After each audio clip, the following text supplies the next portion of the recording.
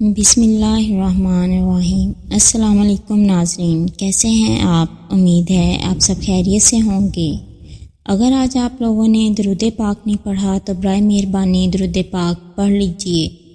آج کا ہمارا واقعہ ہے ابو ہریرہ کی ماں کے اسلام لانے کا واقعہ۔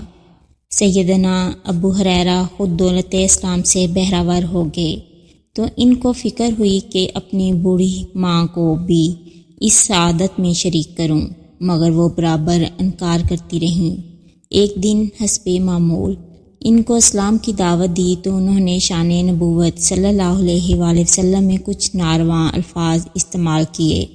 ابو ہریرہ روتے ہوئے حضرت صلی اللہ علیہ وآلہ وسلم کی خدمت میں حاضر ہوئے اور یہ واقعہ بیان کر کے ماں کے اسلام لانے کے لیے طالب دعا ہوئے۔ رحمت عالم میں اسلام صلی اللہ علیہ وآلہ وسلم نے دعا فرمائی، یا اللہ ابو ہریرہ کی ماں کو اسلام کی ہدایت دے۔ واپس ہوئے تو دعا قبول ہو چکی تھی۔ والدہ اسلام قبول کرنے کے لیے نہاد ہو کر تیار ہو رہی تھیں۔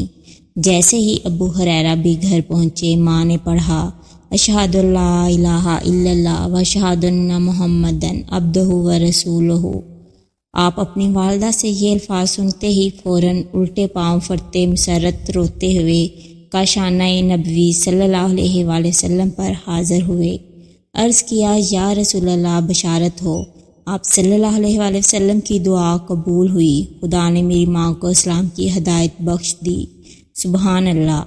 اس طرح کی اسلامی اور معلوماتی ویڈیوز دیکھنے کے لیے میرے چینل کو سبسکرائب کریں، میری ویڈیوز کو لائک اور شیئر کریں۔ شکریہ۔